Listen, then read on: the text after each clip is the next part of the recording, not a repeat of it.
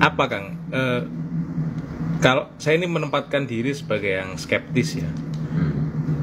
Jadi kan banyak yang skeptis tuh pasti bertanya gini, wong DPR RI itu loh banyak bauannya, dan selama ini janjinya itu selalu banyak sekali lah ke kita ini.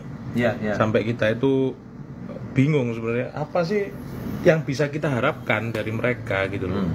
Nah, kira-kira kalau dari Kang Yoto sendiri, apa sih yang membedakan Kang Yoto dengan yang lain-lain itu? Tadi Pak Wo ya, saya baru ada tamu pagi-pagi diketok pintu Pak Wo dari Senganten gitu ya.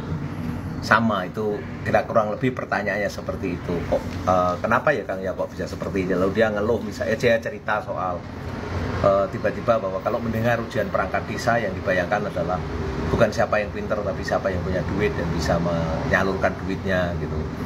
Lalu dia bilang bahwa anak sekolah pun itu kadang-kadang juga tidak punya harapan karena tidak ada insentif bahwa orang baik akan mendapatkan jalan gitu ya. Sama dengan skeptisme politik yang sekarang terjadi ya. Ini kan kalau kita lihat dari reformasi dulu, orang-orang yang mendapatkan peluang menjadi DPR, menjadi wali kota, bupati, bahkan menteri, itu adalah orang yang berani melawan. Dan kemudian orang-orang yang dari luar masuk dalam sistem birokrasi dan kekuasaan, itu kan terfasilitasi oleh birokrasi, oleh kekuasaan. Nah, tidak sedikit orang yang kemudian lupa dengan ini semua, ya. Orang biasa-biasa yang tiba-tiba jadi eksekutif, jadi legislatif, hidup dengan kemanjaan fasilitas pemerintah, lalu perilakunya berubah, ya. Dan orang kemudian yang dilihat oleh rakyat itu adalah orang ini pada umumnya. Nah, apa yang terjadi dengan ini adalah kemudian makin sedikit orang-orang baik dan kompeten, ya saya sebut baik, integritas tapi punya kompetensi untuk membuat kebijakan publik, itu makin takut masuk di politik. Kenapa? Karena baru masuk sudah langsung harus berhadapan dengan skeptisme seperti itu. Langsung dicap jahat. Langsung dicap jahat, dicap jelek, ya, dicap bakal menjadi korup. Itu membuat tidak. Nah, coba bayangkan kalau situasi seperti ini terjadi, maka akan semakin banyak justru politisi-politisi baru yang mengandalkan kekayaan orang tuanya, mengandalkan jaringannya, dia akan merebut posisi-posisi baik di eksekutif, legislatif, termasuk menjadi DPR RI. Nah, kalau itu yang terjadi, maka DPR RI akan menjadi kumpulannya orang-orang yang tidak kompeten, tapi perlente, ya. Dia punya kekuasaan, tapi dia tidak kompeten. Apa akibatnya? Makin disinsentif terhadap kualitas demokrasi, terutama dikaitkan dengan kebijakan publik. Mengapa? Karena ya itu tadi, tidak ada kompetensi. Orang itu ya, kalau sudah jadi penguasa, semua orang anggap dia ya, kan semua ya dan tidaknya. Nah, apa yang kemudian kalau kita biarkan ini terus-menerus, maka semakin tidak berkualitas. Dan bahayanya kalau rakyat kemudian semakin tidak percaya kepada politisi-politisi, ya, baik yang baru maupun yang lama, dan semakin sedikit orang yang berintegritas, yang baik dan kompeten, yang belajar mau ke situ. Kenapa? Karena kadang-kadang menjadi baik di eksekutif maupun legislatif juga tidak dihargai oleh rakyat. Kenapa? Karena rakyat berpikir common sense, mayoritas tidak kok gitu ya. Ini berat ya, berat, tapi bukan berarti kita harus yang merasa baik, yang merasa punya kompetensi, boleh tanya kanan kirinya. Kalau kanan kiri mengatakan Anda layak, Anda iya, dan Anda siap berkorban lahir batin, termasuk sejak awal di skeptisme, dicap macam-macam, berjuanglah. Kenapa? Karena tidak ada karpet merah untuk kebaikan dan kebenaran. Dan ketika kita meyakini dan menerima demokrasi, maka kita juga harus berjuang di dalam ranah kekuasaan demokrasi. Maka demokrasi ini sebenarnya perlu pahlawan-pahlawan, dan pahlawannya adalah para pemilih-pemilih, ya, pemilih-pemilih. Pemilih ini tugasnya 3. 1, dia menimang-nimang dengan baik siapa kandidat-kandidat, ya, yang kira-kira diyakini, bukan sekedar emosional, ya, tapi menimang tantangan hari ini dan masa depan, lalu tahu keterbatasan ketersediaan kekuasaan itu. Lalu yang kedua, dia memutuskan kalau perlu ikut bela siapa yang akan didukung. Nah, yang ketiga jangan lupa, ini yang penting.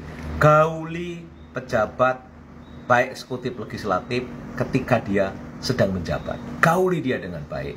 Gauli itu bukan berarti mintai uang ya, tapi gauli itu artinya ingatkan dia, kontrol dia, cari tanggung jawab. Maka harus ada mekanisme ya. Dulu Kang Yoto jadi bupati bikin mekanisme namanya dialog Jumat. Bikin mekanisme namanya handphone diberikan. Itu untuk apa? Untuk memberi ruang kepada orang-orang yang memilih dan mendukung terus mengontrol dan menagih janjinya. Kenapa? Sekali lagi, kekuasaan itu bawaannya memabukkan. Ya, kalau nggak dikontrol, bisa mabuk seseorang itu. Gitu. Kalau meminjem kemarin kata-katanya Kang Yoto itu terkait ini ya, terkait Ya.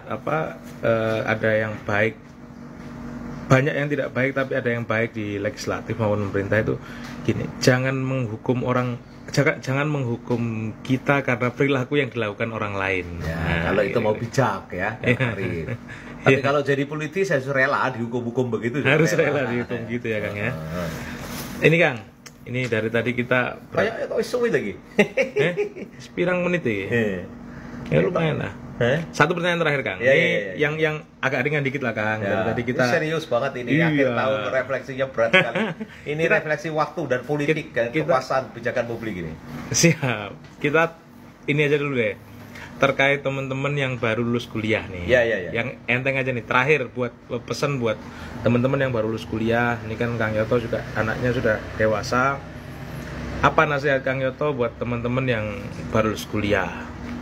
Dulu Kang Yoto selalu mengingatkan ya, ketika kita mau sekolah, pertanyaannya sebenarnya bukan Anda mau jadi apa, tapi Anda mau hidup di mana dan dengan cara apa. Nah, sekarang teman-teman, kuliah itu kan rangkaian mencari masalah dan latihan bagaimana menyelesaikan masalah. Nah, setelah saya kuliah begini, tip pertama, jangan berhenti berpikir, melihat kehidupan yang nyata. Sekarang saatnya lihat kehidupan nyata, intiplah, pahamilah apa tantangan dan kesulitannya, apa masalah yang dihadapi orang banyak, dan pikirkan yang kedua, apa yang kalian bisa kontribusikan dengan keahlian, keterampilan berpikir, keterampilan, skill, komunikasi atau skill-skill lain yang kalian dapatkan dari kuliah. Lalu yang ketiga, gaulah dengan mereka yang telah bekerja dalam pengertian luas ya, apapun. Dan yang keempat, lakukanlah sesuatu yang bisa kamu lakukan. Jangan biarkan dalam imajinasimu. Lakukan. Dan terima suka dukanya, gagalnya, atau keberhasilannya. Yang terakhir, berjanjilah kepada dirimu tidak akan menyerah dengan seluruh kesulitan. Karena Anda akan menghadapi the real race on life. Ya, pergumulan hidup yang sangat nyata. Kayaknya gitulah. Oke Kang. Mato ya. Mato. Thank you. Makasih banyak Kang Yoto. Bye-bye semuanya. Assalamualaikum. Moga-moga bisa sering-sering live gini ya. Oke. Oke, makasih semuanya.